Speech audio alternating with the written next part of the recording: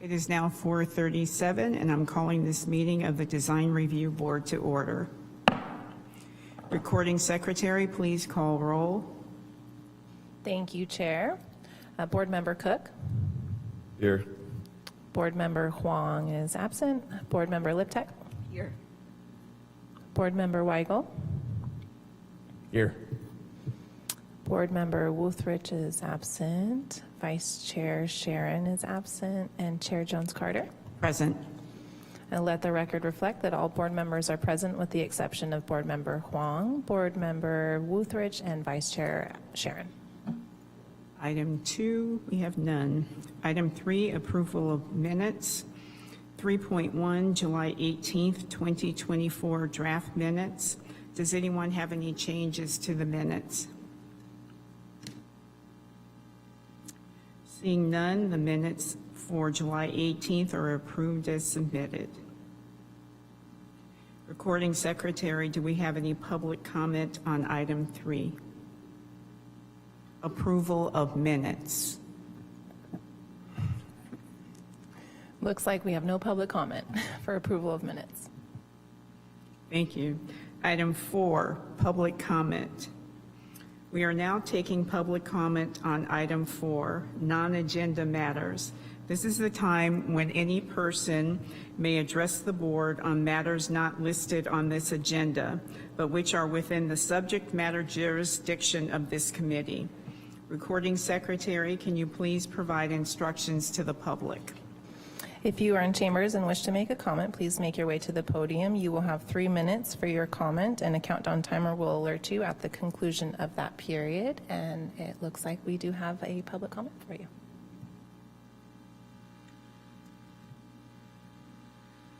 Ready? Hello, my name is Dwayne DeWitt. I'm from Roseland. I wanted to come and thank you folks for your attention to detail and for how you've been paying attention to environmental issues on some of the projects that come before you. This is a very important situation these days because as it stands now, since the Tubbs fire almost 7 years ago, many projects get to go forward by right. And many of the ideas that were coming forward in the past to protect our environment are looked at as superfluous, and that should not be the case. Especially because our governor has come forward with an idea that water conservation as a way of life should be something that we are implementing throughout the state. And also in the past, for energy efficiency type situations, it was discussed about putting energy efficiency measures on almost new and newer buildings. The idea that I had heard in the past also was that multifamily homes that were going to be built, that apartments coming forward, were going to be having solar also, and that was a big drawing point for them to be approved. Sometimes we see multifamily coming in without solar up on those roofs. So what I wanted to talk with you specifically about was the fact that water conservation needs to basically come starting with you in a lot of ways. When buildings are being designed, stormwater retention and stormwater reuse coming off of roofs is something that could be very helpful. Right now, in much of the western states of the United States, there's what's known as a major drought, and that drought has been having serious effects. We've had some droughts here, but we've been lucky to have some rain also. But we don't do much right now to try to save storm water, especially at commercial buildings, commercial parking lots, city parking lots.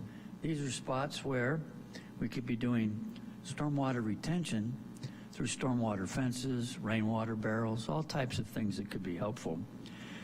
It won't actually become something really of import unless you folks bring it up.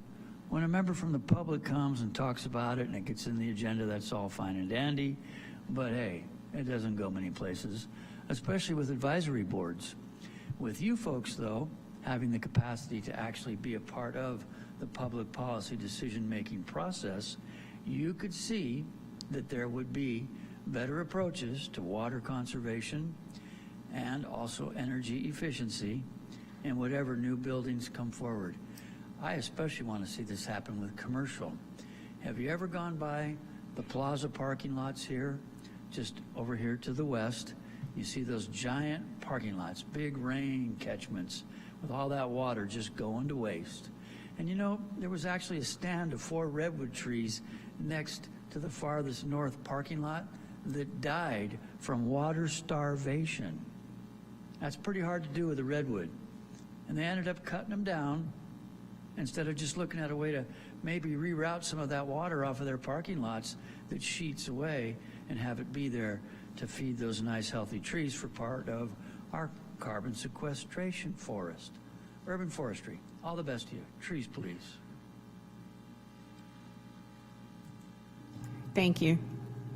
I can't stay. I got to go to another event. Have a great day. Public comment is closed. Item 5, board business, a statement of purpose. Zoning Code Chapter 20-52.030F, project review. The review authority shall consider the location, design, site plan configuration, and the overall effect of the proposed project upon surrounding properties and the city in general. Review shall be conducted by comparing the proposed project to the general plan, any applicable specific plan, applicable zoning code standards and requirements, consistency of the project within the city's design guidelines, architectural criteria for special areas, and other applicable city requirements. Item 5.2, board member reports. Are there any board member reports? Vic? Yes, I don't have a report from the Waterways Advisory Committee, but as a member of that committee and as a member of the Design Review Board, I went to the field trips, the visits to the cannery. And I'm Susie Murray's not here, Crystal is here. I know they both worked hard to get these visits planned, and it was really amazing, and a very beautiful project from the inside and from the outside. So I hope everybody gets a chance to see it before it gets occupied. But it's like, yeah, that's what we want. This is good design. That's all. Thank you. Recording secretary, do we have a public comment on item 5.2, board member reports? If you'd like to make a public comment, please make your way to the podium. Seeing none, Chair. Item 5.3, other, there is none. Item 6, department reports. Amy Nicholson will provide PED department report to the board. Good afternoon. Thank you, Chair Jones-Carter and members of the board. Just a quick report for you. First is just some staffing changes. So I wanted to welcome Madeline Brown. She is sitting next to Crystal, and she is our administrative analyst. So she actually came from another department within the city, but we're thrilled to have her on our team. She will be overseeing the boards and commissions for much of our department. So she won't actually be the recording secretary for the design review board, but she will be involved, and so that's why she's here this evening. And I also wanted to thank Michael for his time supporting this board. He was recently promoted to a position in code enforcement, so very excited for him. And then just a reminder to check your email weekly if you can. We do have several larger projects that are pending scheduling, so we want to make sure that we have a quorum or as many of the board members as possible. And these are meetings that we'd be looking to either September 5th or I believe the 19th. And that concludes my report. Thank you. Yeah, I just had a question because I don't look at my emails all the time. Is there a way that we can send like just the email to the work or personal email address as well for the quorum check at least? Crystal is nodding yes. Recording secretary, do we have any public comment on item 6, department reports? If you wish to make a comment, please make your way to the podium. Seeing no one rise, Chair? Item 7, statements of abstention. Are there any abstentions on item 9.1 or 9.2? Great. Item 8, consent items, we have none. 9, scheduled items. We're moving on to the first scheduled item, a concept design review for Railroad Square string lighting, file number LMA 24-005. The presentation by Jandon Briscoe. I just wanted to jump in here and welcome Jandon to this presentation. Jandon's been with the city for just over 2 years now and has presented to the Planning Commission and other review authorities, but not yet the Design Review Board. So I'm happy to have him here this evening. Thank you, Ms. Nicholson, for the introduction, and good evening, Ms. Chair Melanie Jones-Calder and rest of the members of the Design Review Board. Give me a second.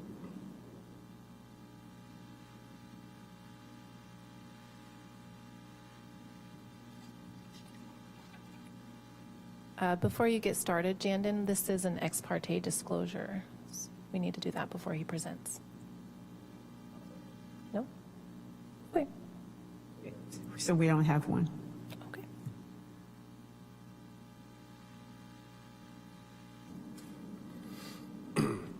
And good afternoon again. And the project in front of you today is Railroad Square 4th Street lighting. And I'm Jan Briscoe.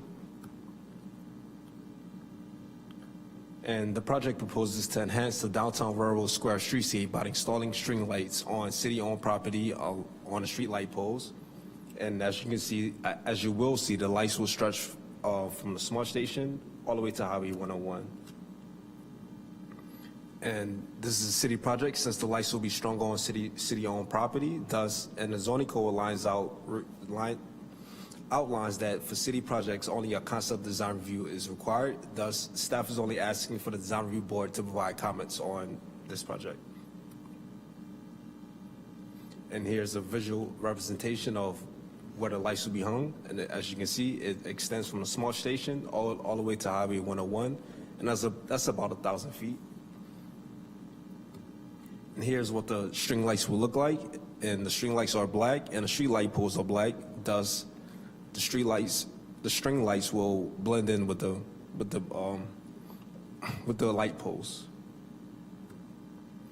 And the general plan land use designation is station mixed use, which is consistent with the zoning land use designation, which is also station mixed use. And this zoning designation was chosen for Railroad Square because to provide a range of visitor services such as retail, restaurants, hotels, and cultural amenities near the Smart Station, and to enhance the walkability and pedestrian landscape. And again, this is not a project, so staff is only asking, this is not a project, thus CEQA doesn't apply to this project, and staff is only asking for comments on this project. And thus, the Planning and Economic Development Department requests that the Design Review Board provide comments on the Railroad Square 4th Street lighting project. And that's my contact information if you have any questions.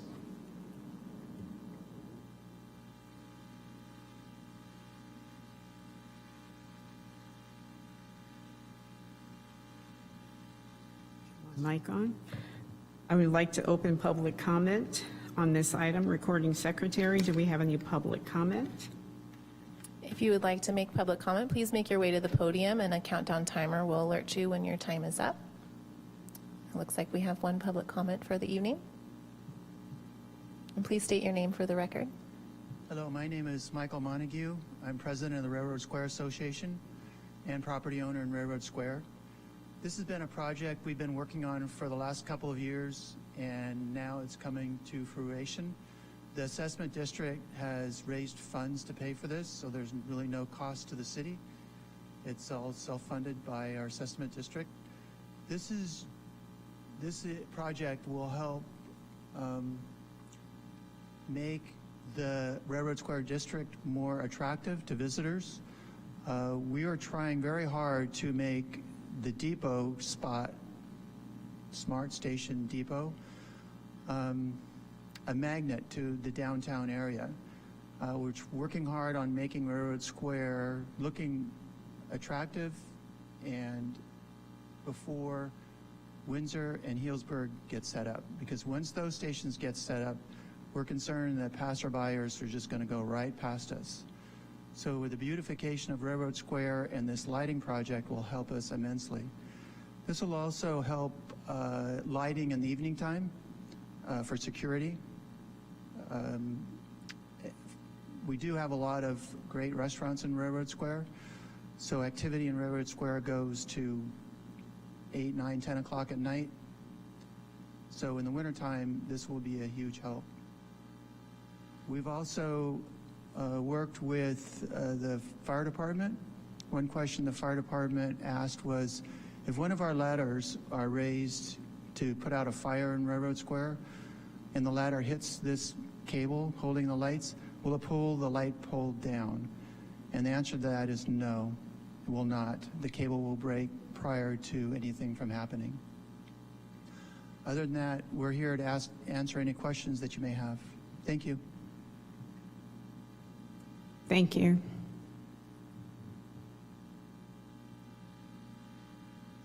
I'd like to close public comment. Are there any final questions or comments from the board for staff or the applicant?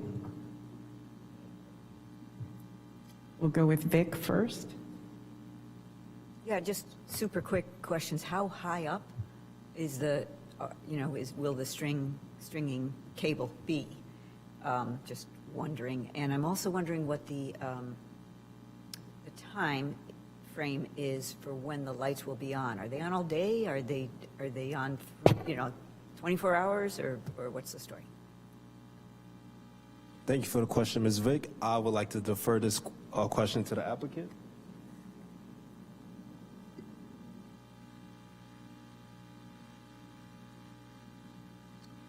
The plan is to have these tied into the street lights, so they're on a photocell, so when the street lights come on, the lights will come on. And when the street lights go off, the street lights, the overhead lights will go off. If we need to alter that, we will.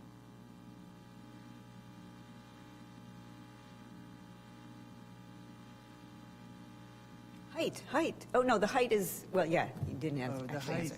Yeah.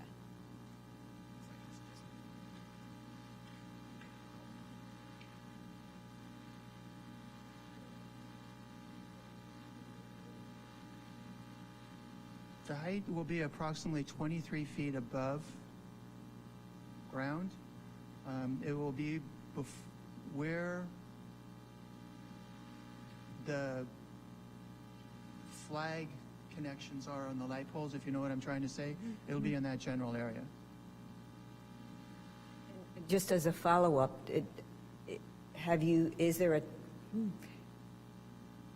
is there a model that you're drawing on for, like, do we know that 23 feet with this kind of light is going to provide good, the light being cast and being seen? Just checking. Yes, we're following the model of San Rafael downtown. So what they have done is basically what we would like to do. Thank you. Drew? Thanks, Melanie. Yeah, I think 23 feet is actually way too high. I mean, this type of light is the type of light that a lot of folks install in their backyard, and that, also wineries use and whatnot. It's a great light. Don't get me wrong, it's LED. It's fantastic. It puts out a nice quality of light. But I think I'm not sure of the requirements over the road. In terms of, I do know that for a fire apparatus, it's got to be like 15-foot clear. So I'd actually be interested in seeing it come down to like the minimum requirement. That way I think it'll make it feel more personal to like the pedestrians and whatnot, because if it's way up high, it's kind of out of sight, out of mind. But the closer it is, the more it's going to feel kind of intimate, which is I think what you're going for, to interact with the pedestrian sphere as opposed to vehicular, right? Those would be my only, and then my only other comment is the example picture, the wires are steel, stainless steel or galvanized, which I think is fine. And so I would just, you could either do, vinyl coated wire to have it all black so it disappears, or you could do it the way you've done it. I'm okay either way, just as a thought. I can answer that if you'd like me to. Sure, yeah. About the height, totally. About the height. There is approximately a 7-foot sag. So when the sag happens, it will be just above that 15 feet. Well, that answers my question then. 7 foot, so yeah, that makes sense. Because you can't get it super taut, because if you get it super taut, you're going to start bending the light poles. Yeah, there's a structural consideration. Cool. So, great. Michael, do you have any questions? I don't have any questions, probably just, I guess, agreeing with what Drew said about the steel wire, if we could get that like coated black or something that's going to, again, kind of just go away. And then I have driven down San Rafael, and they do seem pretty high, but I guess, they fall, if they sag 15 in the middle of the road, then I guess you can't go any lower. And then I guess I do have one question, just what were the boundaries? How are the boundaries decided, to go from the depot or the train station and where you stopped? It's going to start on the light posts by the SMART station, the northwest light pole on 4th Street next to the station, pole number C287. I'm sorry, I see the map, but I'm just wondering, how did you decide to start there and end where it's ending? Not go farther, not go shorter? We were looking at the visibility of the street. We were looking at the experience of what the smart rider will have when they arrive here or leave in the evening time, and this seemed to be the best fit. Okay, thank you.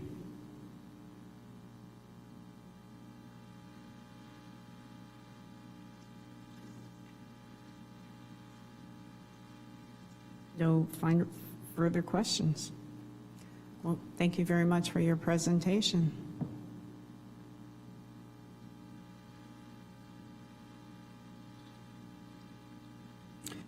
We're moving on to the second scheduled item. I'll give you a chance to change seats.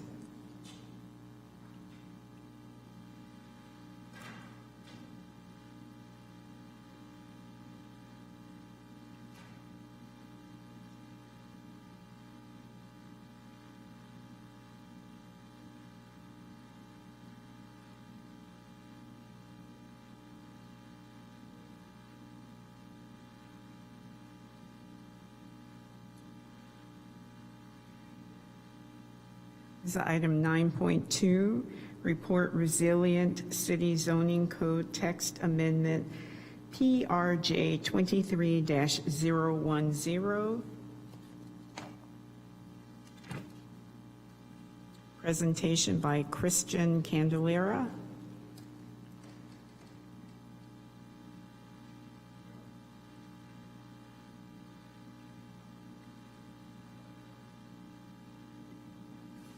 Good evening, members of the board and chairs Jones Carter. Today before you is going to be an excerpt of the Resilient City Project. This is PRJ 23-010, and this would affect citywide. This will be a brief project description. So this project started because in response of the fires in 2017, and that created the Resilient City Combining District. And then after that, council wanted additional measures for the city for economic and housing reasons. So that led to the Resilient City Development Measures Ordinance in 2018. These are set to expire by the end of this year, so we're moving along to get that towards Planning Commission and Council before the end of the year. This project is basically integrating both Resilient City sections into the code. This process also consisted of a survey last July, and then we circulated a public draft July 8th of this year until August 8th, which was last week or so, and then we're moving forward to council approval. So this was the timeline that I was talking about with the survey, and then we came to DRB last July, or it says August, I guess, and then September for the Cultural Heritage Board last year, and then we went to council for a 1-year extension of both ordinances, and then we had the public draft circulated last month, and then coming back today as a DRB report item, and then going to Planning Commission in September, and then council in November. So some context for why we're bringing this forward today and what the project is going toward. We have the general plan, and that has the housing element, and it has some programs that are related to housing it has programs related to housing and housing streamlining and ways to provide more housing within the city. And then we also have to report our housing data to the state.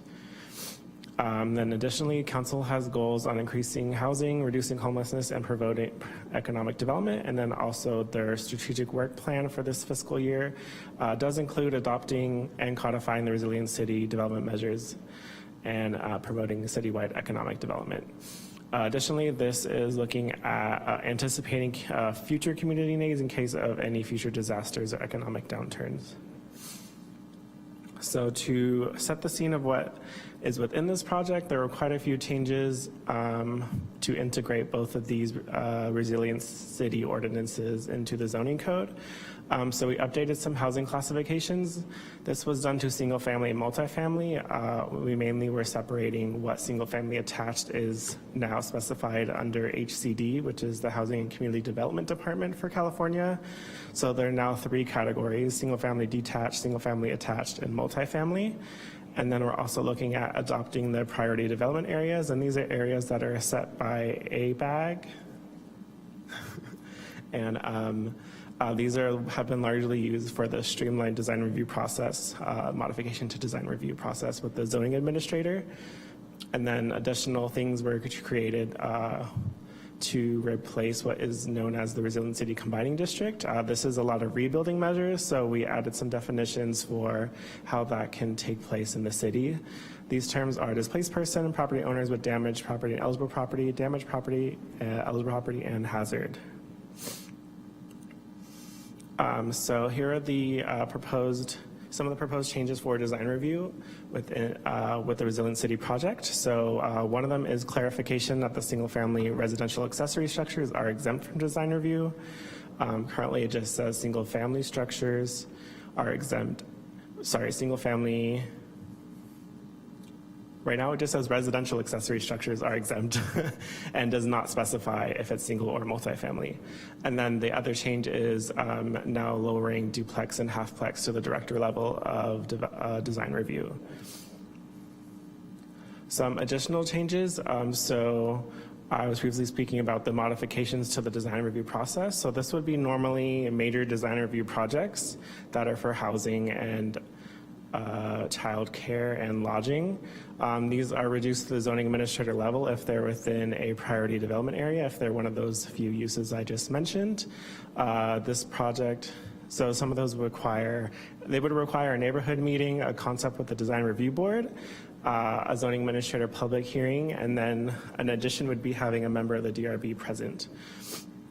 And then this is a project that is appealable to council. So this has been separated into 2 different categories now, and we're adding one new type of modification to design review process under this streamlined design review type. So the first one is the one we already accustomed to, which is the priority development area design review process. And these projects have to be located in these 6 priority development areas. The next one that we are proposing to introduce is the affordable housing design review process. So this would be citywide, and it's for projects that are 100% affordable to households making 60% or less of the area median income, and then they would have to do a recorded affordability agreement with the city.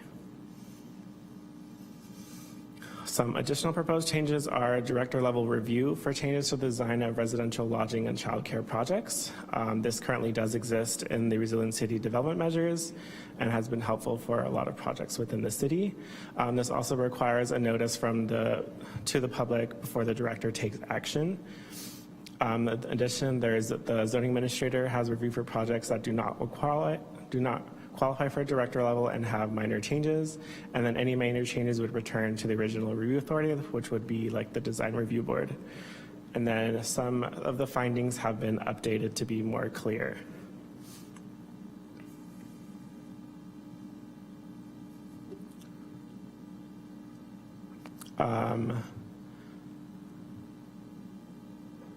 So additional review authority changes. This clarifies that the director may elevate a project to a higher review authority. So the director will be able to send it to the zoning administrator, or the zoning administrator could send to the design review board, and then another would be the zoning administrator would have the ability to move it up to the DRB themselves.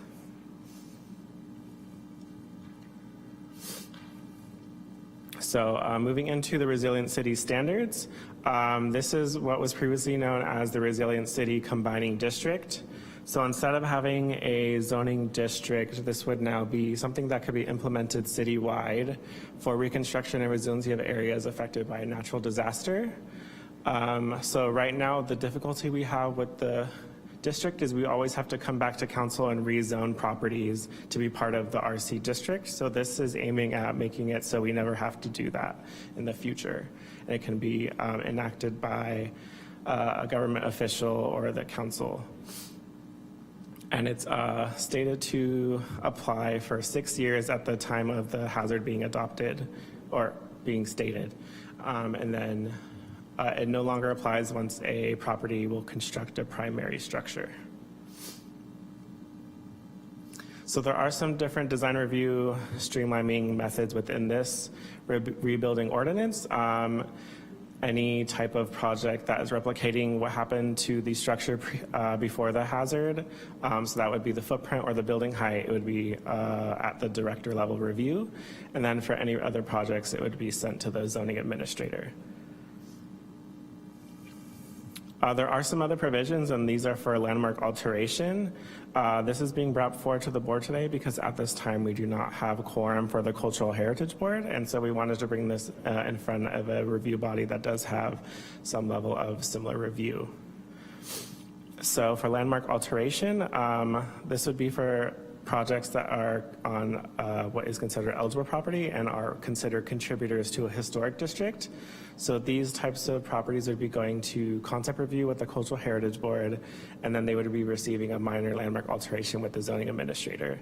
This is to capture some of the documents that are related to landmark alterations, such as the historic standards. And next would be for projects that are non-contributors of historic districts. They would be getting concept and then be going straight to building permit review. They do require architectural compatibility, and the Cultural Heritage Board also last year requested that a post-hazard study be done of damages and if they need to have any adjustments to the size or layout of preservation districts. Additional things within this are the Creekside development. There are some projects within the Creekside, there are some structures within the Creekside setbacks that are now stated within the zoning code that were constructed prior to that adoption of those setbacks. So some of them might be, sometimes is considered a 30 or 50-foot setback, and so this would be allowing them to replicate it if they are doing it as what was there before the hazard. At this time, this is not a project, and it's just for the design review board to make comments and direction. So at this time, we have received public comment. Let's see, some of these were the comments that were received. They don't pertain to design review, but they are part of the project. The comments are about temporary housing and allowing it on properties that have been damaged but not have been reviewed by government officials to be ready for habitation, allowing longer extensions of temporary housing since it is going to be limited to 3 years, increasing that length of approval, and then allowing the temporary housing to be a greater density than the general plan, removing the parking requirement, and then abolish parking minimums citywide. I did want to mention something. This doesn't seem to be the presentation that was re-uploaded, but I did want to mention some of the data from the modification to design review projects in priority development areas. So through this process, I also want to mention there's an error on the re-uploaded version. So I wanted to mention the number of units that have been gone through this process.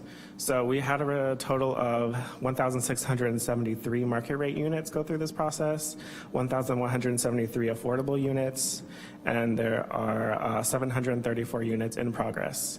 That is a total of 2,846 that were total approved. And then for the timeline for projects that were approved by the zoning administrator, the average is about 7.6 months. The middle number is 5 months, and the most common number is 4 months for the timeline. Our standard review time for major design review permits are 6 months. And then there were a total of 30 projects that have gone through the process or are going through. 28 were approved, and 2 of them are in progress. Currently, Roseland has the most projects at 9, and the second most is the downtown station area.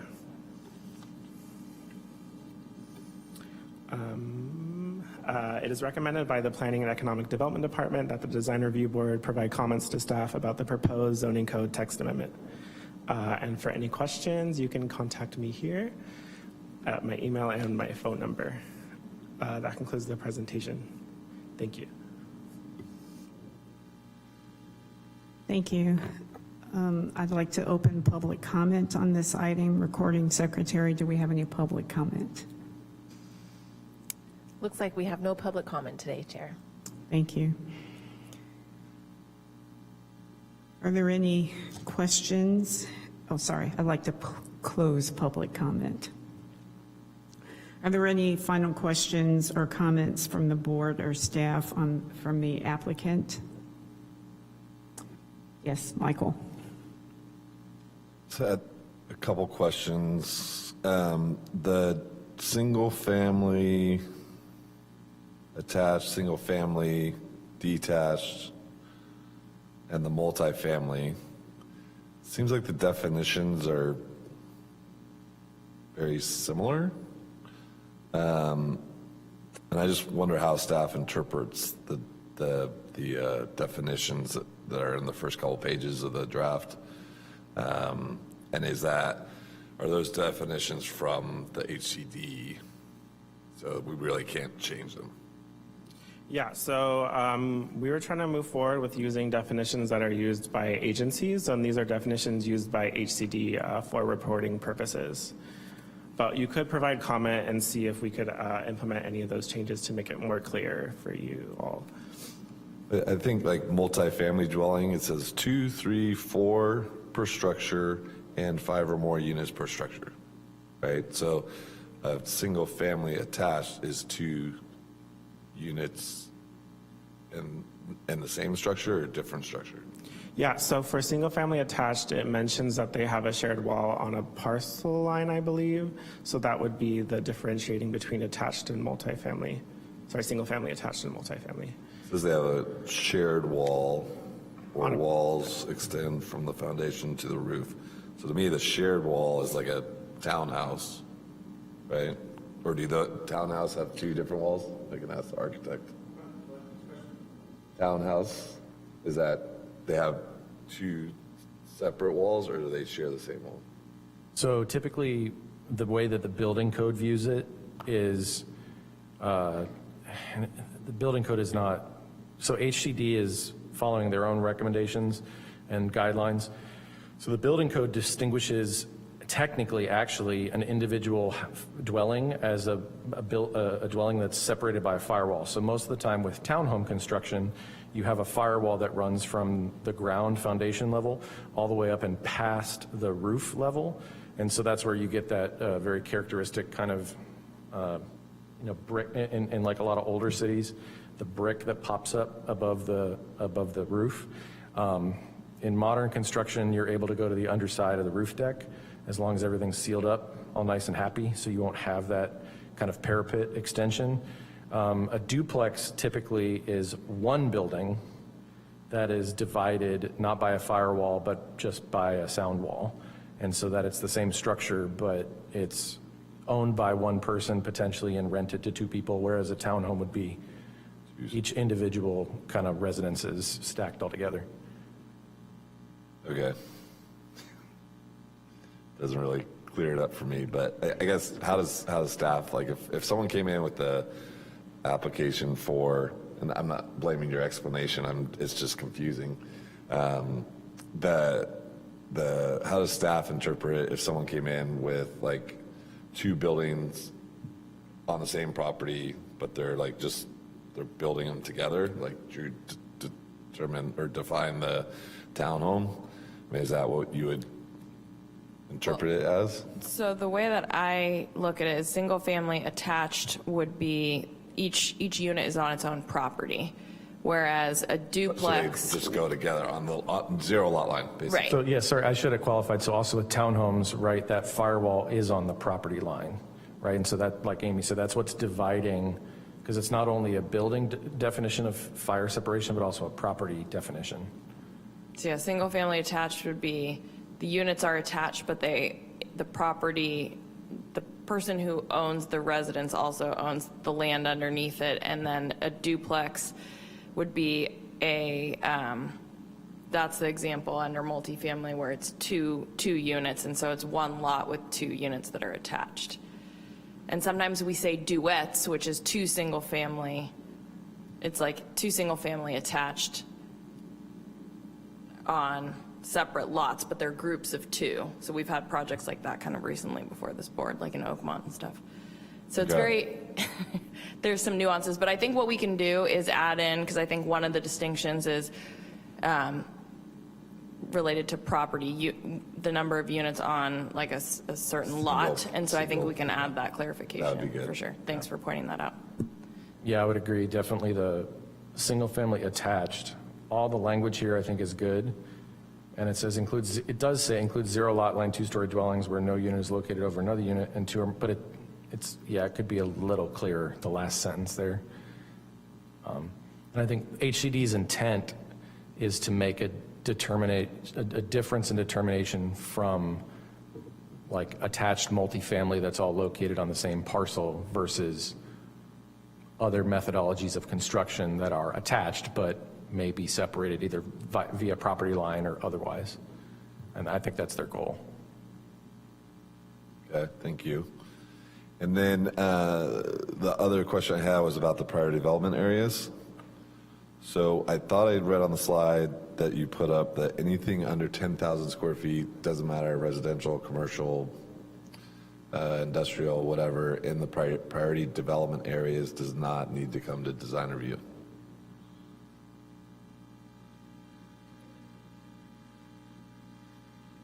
I'm going to reshare.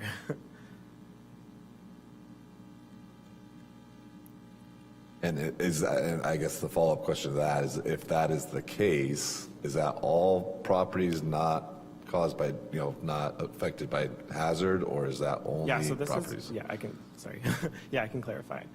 So this is going to be for the priority development area projects. This is for any project, doesn't matter if it's related to a hazard or not. This is for it has to have a residential lodging or childcare use attached to it. So that is what is the determining factor if it can be here. So commercial projects and maybe like an industrial project wouldn't be allowed to go through this process, and they would come back to the design review board. It would not go through the process? It wouldn't go through the streamlined design review process. It would go through the major design review process and would be reviewed by the design review board.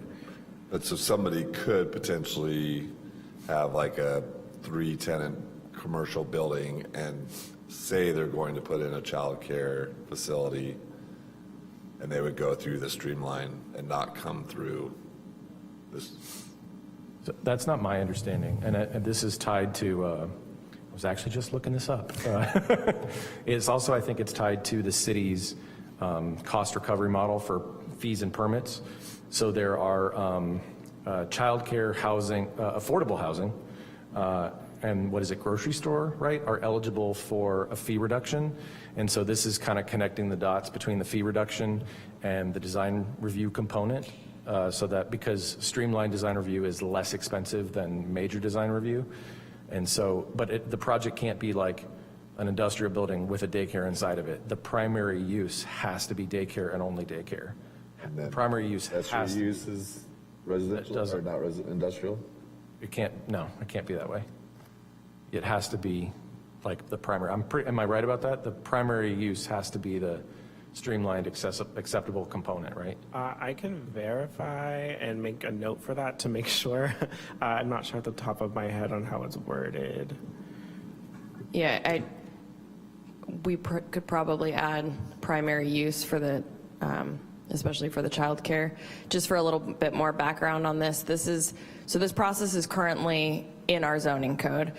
This was adopted back in 2018, and the goal was to incentivize these uses that we needed, especially post-fire. So we lost a number of lodging developments in the Tubbs fire, and we saw multifamily development as a way to get people back in their homes in these areas that are really intended for higher density. So these priority development areas are identified by the Association of Bay Area Governments, ABAG, and they oversee the nine county Bay Area, and their goal is really to support jurisdictions in putting density in areas where it makes sense. So close to like the smart stations, to discourage people from driving around in their cars all the time and to have more sustainable development.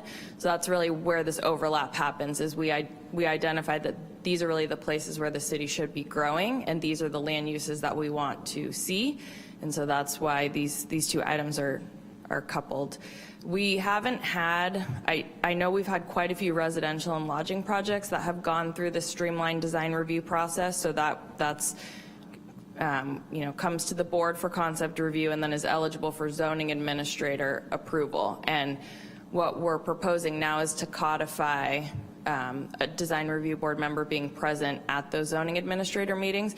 We didn't previously have that in the code, but we just made a practice of doing it, and it was really helpful. So oftentimes we'd have the chair or vice chair of the board present. They could help summarize what the board said at the concept meeting, and so we certainly want to memorialize that practice. I'm not sure if that helps. Yeah, it does. Thank you. Okay. And then Mike, to your other question, all projects that are less than 10,000 square feet don't go to DRB. Like, that's what's in here. It goes to the zoning administrator only. The trigger for DRB is 10,000 square feet of development for any type of DRB, whether it's reduced review authority or, well, I'm sorry, streamlined design review or full major design review. So like if somebody were to build a 5,000 square foot office building, that office building isn't subject to design review. It's only subject to, I think, director level design review or zoning administrator. Zoning administrator. Zoning administrator, yeah. But I can clarify, it does not mention primary use, and we could add that as a comment from the design review board and implement it into the recommendation. Thank you. Oh, and also wanted to mention, if for both types of affordable housing and priority development area, if they don't follow through with what is required, it is also possible for them to have to go through permit revocation with the city.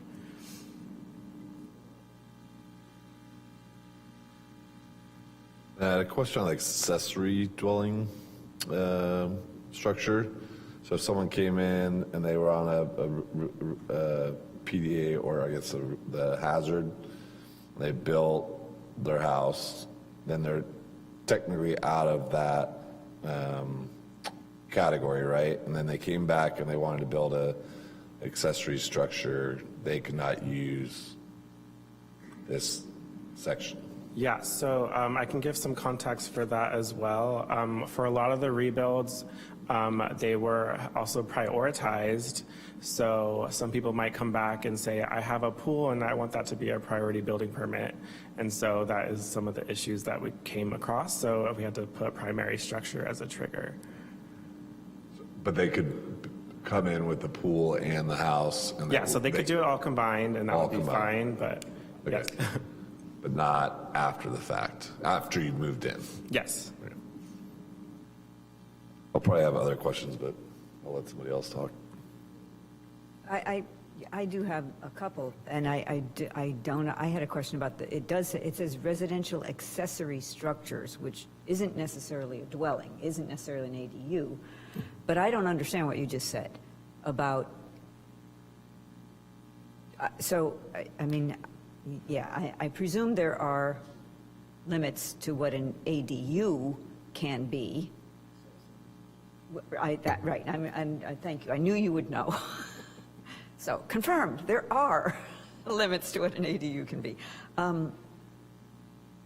But if I'm using one of the, like the existing, replacing an existing structure in the same footprint and at the same building height, I can also add a residential accessory structure, whatever that might be, whether it's a pool or an ADU, in this. And what would be the Creekside requirements on that? Or what would, like, how do we know what that is? Yeah, so for rebuilds, I believe you're asking if someone has a eligible property, that property can build their primary structure, and if they're also near a creek. So they could do it in the same location it was, where if there was a creek and if they were within that creek setback, they could do the same spot. They would also be able to just build the house within the same building height and footprint. For ADUs, those are a state law thing. They're pretty much exempt for like everything that you can think of. So those ones would be going through. The accessory structure exemption I was talking about is part of design review as a whole and not under the resilient city measures. So that is just something separate and has something that's already been in practice. Right, and I mean, because of these little, I can see a person who's intent on sort of testing the limits and doing like a rebuild of the original structure and then attaching something of exactly the same size next to it as an ADU, so that it's then a duplex. But, and do you want to tell me what the answer is, or? Yeah, so, no, I know what she's asking though, so sorry to interrupt. So I think what Vic is asking is, you rebuild your house, you want to add square footage on. There is already a limitation within the code that prevents that. You're only allowed to add 10% more than what was destroyed. Right, but it actually says footprint and height, right? So Correct. I know, I mean that they're not that just trying to make their house bigger, that they're like, this gives me an opportunity to just duplicate my house next to it as a residential accessory structure, which, could be attached, could be not attached, it doesn't say. And then, even if I'm in a zone that has setbacks now, that I don't have to follow the setbacks because I am rebuilding, but do I have to follow the setbacks for this thing, this new, the clone? So, yeah, for Calling it a clone. ADUs, they're fairly exempt from almost any setback the city could establish. So it would be able to have the 4-foot side and rear setback, and then they can go in the front setback if the director is able to determine they can't go into any other location. So regardless if it's a rebuild parcel, they can still have that 4-foot side and rear setback. But an ADU also can't exceed 1,200 square feet. So you can't, Good to know. like if you had a 2,400 square foot house, you couldn't duplicate it and call it an ADU or whatever. So I think that's what you're asking. Okay. I also, I had the accessory dwelling questions. I'm just, and I wanted to know what ABAG was, and now I know, thank you. super minor thing, it talks about it defines natural disaster, and it defines hazard, and it defines a couple of things, but what if it's not a natural disaster? What if it's, like terrorism or something? That's not natural. It's unnatural. And somebody blows up a city block. I'm practicing what's the worst possible thing that could happen, and what's the best possible thing that could happen. I see what you're stating. So the attached hazard definition does say non-self-inflicted human-made phenomena. If it is come to that point, the council could request an amendment to the definition. I'm not sure if we want to include that at this time or not. We can put it as a comment and see how it is spelled. Yeah. Yes. Or like arson, like somebody, not arson on your own property, but somebody just wants to burn something down. That's not a natural disaster. Sorry, I just have this practice of the best possible and the worst possible. I think finally, in that little timeline piece, which appeared in the revised presentation but didn't appear in yours, and it has months, and then there's the sort of like the overall time, but from what to what? Like when we're saying it's 6 months, from what to what? You know what I'm saying? Yeah, Is that a reasonable 6 years is the one you're referencing? Or the? No, I'm just talking about how long it takes to get a project. Yeah, so depending on the type of review, et cetera, et cetera. Yeah, our minimum review standard is 6 months for major design review. That is from application intake to the time it takes to schedule a meeting. It doesn't include the actual meeting itself. It also does not take into account of appeals or anything like that. But what about the other ones where there's a time, like it's from the application to what? I'm not sure. Because it just said, they're all in the same chart. Let me see if I don't even know if I can find it. Sorry, I'm trying to figure out which ones you're talking about. Right, and well, there are two places. There's the little blue chart. Yeah. And there is, I must be in the wrong one here. Oh, how about this one? Nope. Back to mail. Back to the other mail, to the one with the revised. So there's a blue chart, and then there's just a text box that has just 3 lines. So there's the priority development area data, and then if you go, can you just go up? There it is. And then page 10. So page 10 and page 11. Application to zoning administrator action. Yes. Yeah, so you're talking about those 3 bullet points above the bottom one. Yeah, the 3 bullet points, right. Yeah. So those 3 bullet points are about the modifications to design review process. That is the timeline it takes from application to zoning administrator review.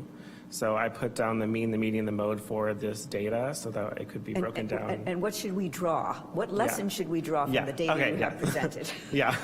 So from this, it shows that if you're looking at just the average, it could potentially be longer. But we have some projects that did just take longer just because the review process, the back and forth, it just happens. It just goes on longer. Some of those were 2 years, some were 1.5 years. So that's why I included the median. So the middle number was 5 months. And then the most common, the mode is 4 months. So it is shorter than our minimum review time for major design review. And so then my follow-up question, and I promise it's the last one. Do we know that saving the 2 months makes absolutely 0 difference in the quality of the design? I do not have a comment for that. There are 30 projects within the city that can speak for themselves, whether that is bad or good. I know some people have been seeing them around, and we did the survey for this process, and it was pretty much a 50-50 on whether or not to keep this process. So it's just not an easy thing to put a comment forward. Right, but that would be, you know, if we're talking about saving 2 months, and we get, and the projects that result from the extra 2 months are better and follow the, you know, the design guidelines and make for a better place to live, we want to spend the 2 months. But we haven't asked that question. Does it make a difference? I would just add that, so on this slide, it says, so the standard minimum review time for major design review project is 6 months. We have these standard kind of minimum times posted on our website to let people know, like, you shouldn't expect that this process is going to be 4 months, because at a minimum for us to do our review, including, you know, traffic engineering looking at it and environmental review, it's going to be at least 6 months until we get you before the design review board. I will tell you that that is absolute best case scenario for most of our bigger projects, because there's the lead time to prepare the materials, the staff report, get on the agenda, and, you know, in order to do that, you have to have all the other review completed.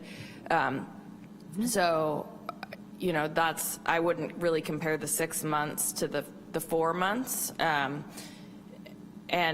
you know, I would also say, I agree with Christian. You know, there are people that really appreciate the streamlined process. I know from talking with a lot of people who build in our community that they see that as a really big benefit that the city offers this. And you know, one of the things that we're trying to do is really balance the city's need for this type of housing with, you know, the input and expertise of this board.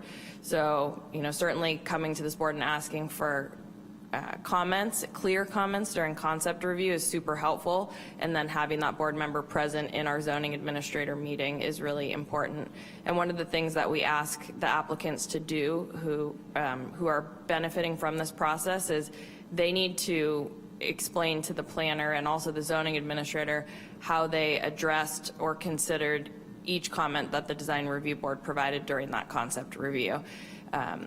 You know, really with the hope that we are getting projects that are well designed, even though they are going to the zoning administrator instead of a 7-member board.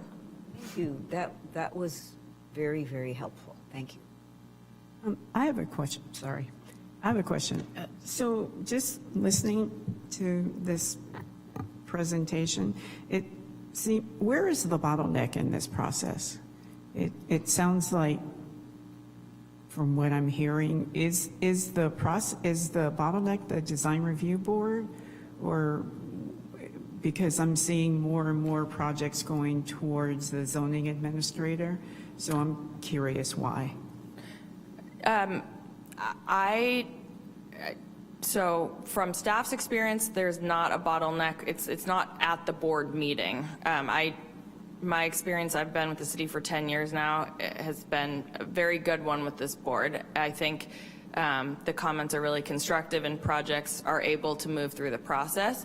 I think some of it is a perception, and it's not specific to Santa Rosa. It's just, I think people who develop in lots of areas, if they know that they have 7 people that are going to be voting on their project versus 1, like, I think that they like the idea that perhaps it's one person, and it's a little more predictable maybe. The other piece is staff time that's involved. So there's a lot more staff time involved in preparing an item to come before the board versus the zoning administrator. So those staff reports oftentimes are, you know, 15 pages long. They require a lot of analysis, and so just the time to prepare those and the attachments and getting everything in order, and then you know, uploading it's just that oftentimes is that adds some time to the process, basically. But it's not the board meeting itself, in my experience. Thank you. I have an anecdotal answer as well, in my experience. So this is my 8th year on the board, and I would agree with Amy. The board has never been obstructionist to projects at all, and I think it's interesting when we have developers from elsewhere in the Bay Area, and they come to our board and they're like, oh, I have approval today? They're like shocked and amazed. So our board is definitely not the bottleneck. What I have experienced over the last 8 years is very often it's actually an unprepared applicant is the bottleneck. They haven't provided enough information to staff. They have incomplete documents. That's the bottleneck. The applicants that come fully prepared, their projects fly through, whether they're pursuing reduced review authority, streamlined, or full design review. And actually, more often than not, the applicants that pursue reduced review authority or the streamlined review have the most comprehensive and complete projects, so they're done and out the door. And so that's been my experience. And then the other thing why an applicant would, this is what I was sharing with Vic, is the new fee schedule that came out July 1 of this year. Reduced review authority is about $8,000 less than standard design review. And so there's an incentive for a developer or applicant to pursue that process because that's another $8,000 they don't have to spend on their entitlement process. So that's advantageous. And like Amy said, that's directly tied to staff time, pretty much is where that cost is going. I did also want to state that in one of the attachments, it has that timeline. There were 3 projects that were eligible for this streamlined design review, and they opted to go to the DRB, and that was a 4-month process. So it does depend on the applicant, really, on what they have available. I'll follow up with what Drew said. Sure. On the unprepared applicant part of his comment, I am wondering if staff, when they're reviewing the project, if staff is not doing as much of a review of the projects when it goes to ZA as when it goes to DRB, and is that also part of kind of like the additional analysis? They're relatively the same. The only thing different between the two is there is no staff report attached. However, a lot of the findings are going to be the same and are going to be put into the resolution of approval rather than the staff report. So a lot of the review is technically the same. So why do we have to do staff reports for DRB?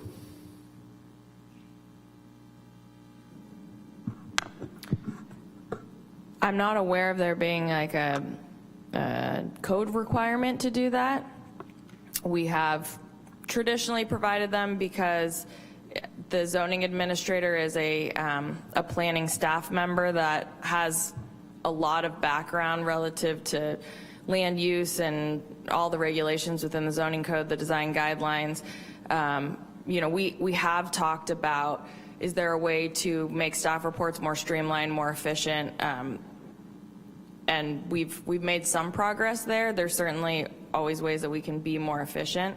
I think bottom line is this process is it's one that is appreciated for a number of reasons. One is, I think staff time is one. Another is, again, the perception from the development community was as it relates to fees or kind of posted timelines for getting their project through the process. And another challenge is really this process has been in existence since 2018. It has been pretty well utilized, and we've seen some really good projects as a result of it. I mean, there's some projects downtown. 420 Mendocino is a great example that went through this more streamlined process. And so because I think it's been successful and it's seen as a streamlined version, taking it away instead of kind of improving upon the areas that we've noticed are an issue, like not having a board member present in the zoning administrator just presents a little bit of a challenge for staff. So I appreciate the comments though and the sentiment because it is wonderful to have comments from 7 members on this board, and also the board is, I want to reiterate, it's not that the board is not doing a great job of commenting on projects and allowing them to move through the process. It just, I appreciate what the city is trying to do, absolutely. I mean, several of us are professionals in the development industry, and it has gotten better, the timing, right? Like the city has done a much better job over the last 10 years or so. What I am worried about, I think, is that applicants are able to come to the ZA with not all the information and, get through and get approved, and then now, it'll probably get caught at building permit level if they're not, by the planners, if it's not caught at design review. So, even some of our concept reviews, I feel like applicants are coming unprepared. At concept design reviews, you've said before, you don't really do any analysis on the project because it's concept, right? So to me, I don't feel like we're getting a far less superior project if it doesn't come to design review, but I also think we're getting a far less analyzed project that's going towards all of the city goals. And when I've been on design review before, back, I don't remember when, but back in the 2000s, and design review was a much different animal than it is now. Some of the members were very opinionated, and some of the members would make some comments on projects that would not kill a project, but make them come back. And I don't think that board or this board is that type of board. All the comments I've heard from members here are positive, constructive, makes better projects. We haven't stopped any project that since I've been on the board this time. I understand the perception from applicants, because my clients think the same thing, that not having to go through design review board takes one uncertainty out of the process. But I don't think we're in uncertainty anymore. And what I was saying before, like, I understand what we're trying to do, and a lot of my clients appreciate it. I saw a presentation by the developer of 420 Mendocino, had absolutely the best things to say about staff at City of Santa Rosa. Like, we got our building permit, and I think they got it in 3 months. They got their design, their entitlement process done in 3 months, whatever. So that's why they're building the project. That's why it's going to get built. It's because they didn't waste a year or two, in our process. But as a member of this design review board, I feel like our authority has been pretty much stripped away. And I do think some of those projects on the list that you shared in the agenda item would have been much improved if the projects went through design review. When I drive by some of those projects, I turn my head the other way because I can't stand the way they look.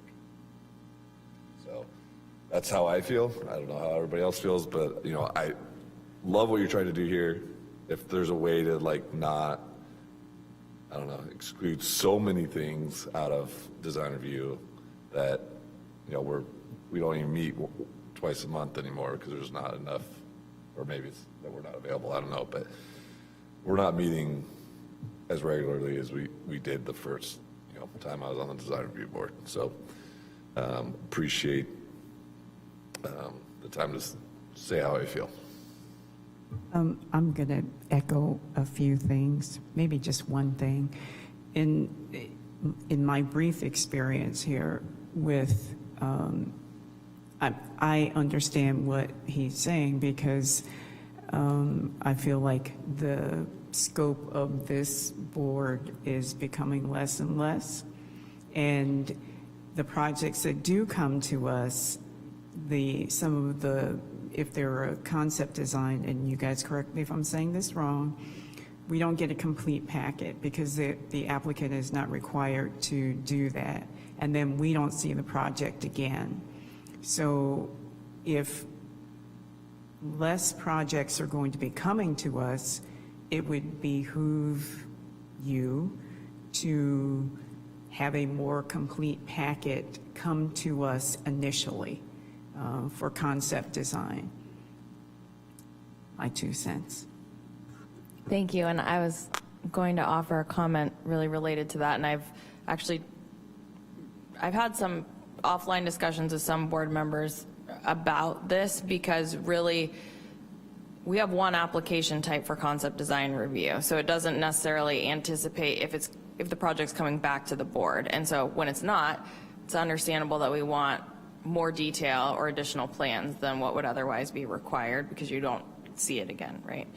So that is absolutely, should this move forward as it is now, so this still has to go to the Planning Commission and the City Council for adoption. It's possible that something changes, but if it doesn't, I would like to schedule just like kind of a study session item with the board to understand which additional submittal items would be helpful for these streamlined design review projects, because we completely understand the challenge with that. And part of this is, people have submitted things, and we don't want to be in a position where we're not clear about what's expected from the beginning, and then we're changing it at the last minute. I mean, that's not fair to somebody that's working on a project. So I think if we can work together to have an understanding of what additional materials should be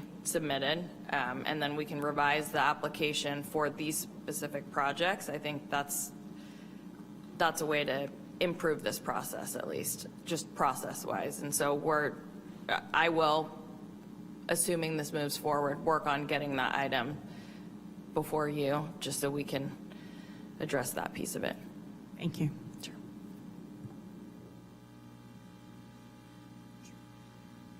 Thanks, Melanie.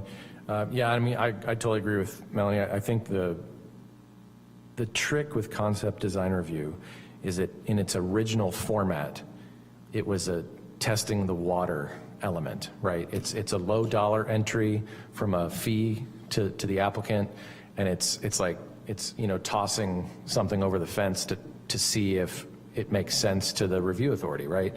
That was the original intent. And when we had, back in the day, 8 years ago, we had preliminary design review, and then we had final design review, and we had all these kind of steps that you had to take. Concept design review was very much that. It was the testing of the waters. And with the change, concept design review could still be that, right? If a project wants to go through the full design review and it's a testing of the waters, but if it's the singular touch point for a streamlined project, that streamlined project needs to have everything ready to go.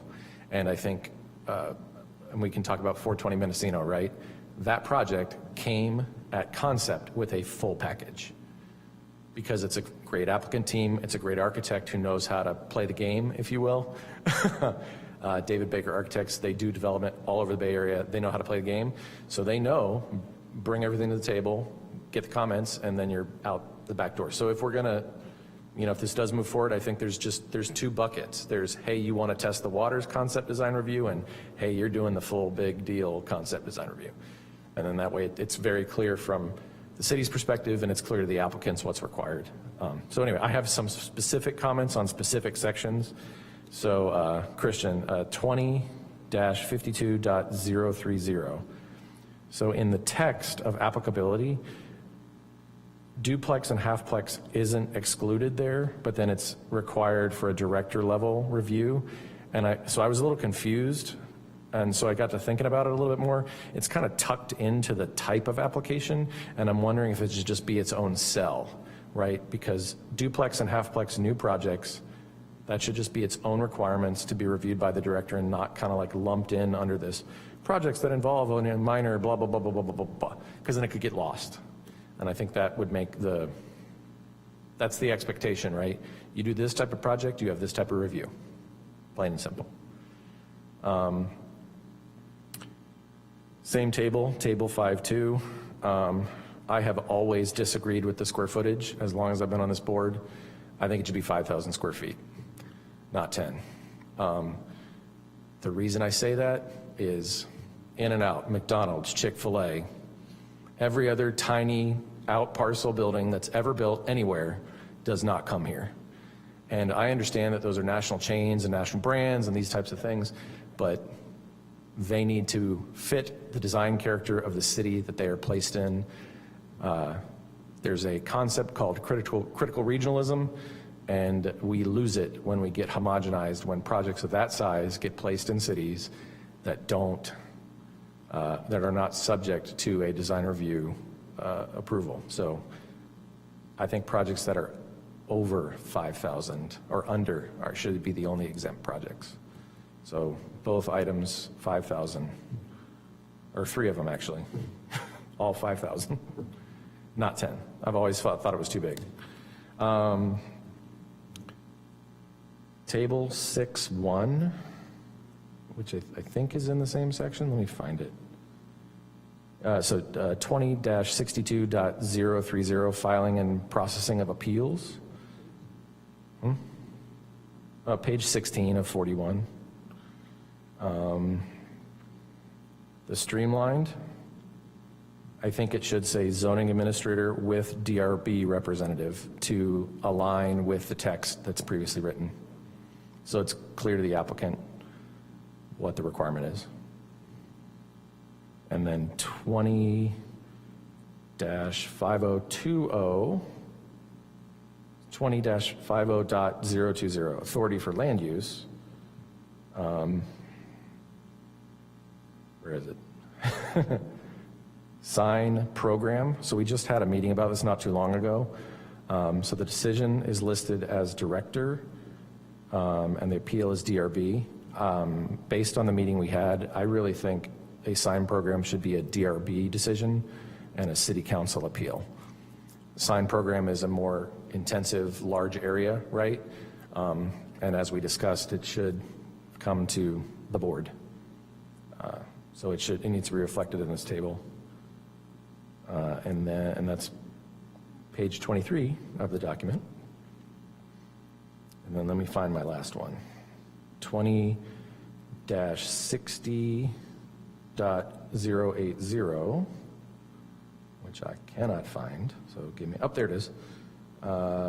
Page, item E3, which is consolidated review. Number 3 says, design review entitlements will remain at their applicable review authority unless elevated by the director with the entire project to the city council. No disrespect to our city council members, but they are not design experts. It's not their area of expertise. And so I understand projects that contain, I understand the purpose of this consolidated review to package everything up and get it reviewed once for a streamlining process. I mean, that makes a whole heap of sense to me. But I think to what both Melanie and Mike said, this strips this board of a project that has multiple entitlements. And I think we should strike item 3 in its entirety. I think land use things that have different layers, of course, consolidate those, send them all to the Planning Commission. You know, that type of stuff, that really makes sense to me. But stripping DRB, I don't think that's okay. And then my final comment is maybe it's unfortunate that what happened with CHB happened with CHB, but this may be an opportunity to streamline their processes with our own. I think it's becoming more challenging to fill 14 board seats on 2 independent boards. And I think there's a lot of expertise that is on CHB that is also here and vice versa. And so I think by potentially combining CHB into the DRB, you actually have a larger pool of applicants to fill the 7 seats here. And to Mike's point, maybe we don't have any more canceled meetings. But I don't know how to write that in to the proposed changes. Thanks, Melanie. Anyone have anything else? I'm not really looking at you for an answer. I was just looking at. Just on that table, the review authority table that Drew was talking about, it'd be nice to have director, zoning administrator, DRB at the top of every page. so it's easier to understand. Yeah, it's actually, when it's on the website, it's much easier to view. Yeah, just, I look at zoning code all the time.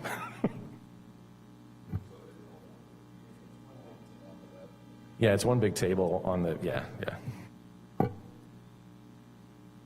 Anyone else?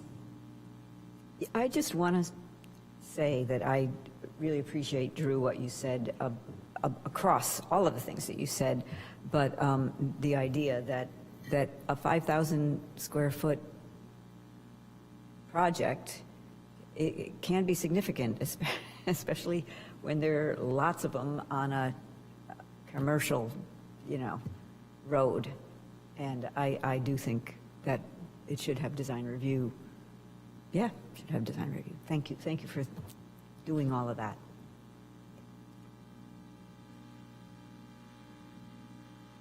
Ask one more time. Anybody have anything else? All right. Thank you very much. I just wanted to make a quick comment and thank you all for your feedback today, and also reiterate that we haven't taken this to the Planning Commission. If you, let's see, we have it scheduled for September 12th. Okay, so it's going to the Planning Commission on September 12th. We will be summarizing the board's comments and discussing those during the Planning Commission meeting. And again, I really appreciate everything that everyone had to say. And I know this is, it's a challenge, and we're working with lots of different things and pieces. So just appreciate your honesty and trying to make this a good process. Thank you. And with that, the meeting of the Design Review Board is now adjourned.